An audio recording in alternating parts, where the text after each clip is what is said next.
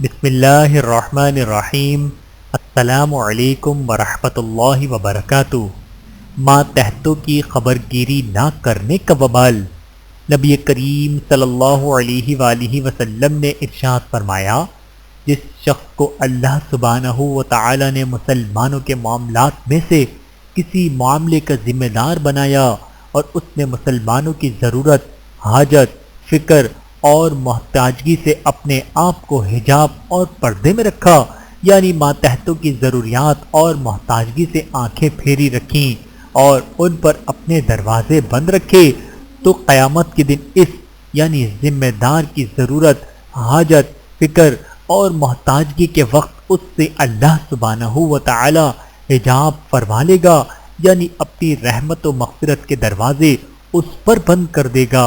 بحوالہ مستدرک حاکم، حدیث نمبر 7027۔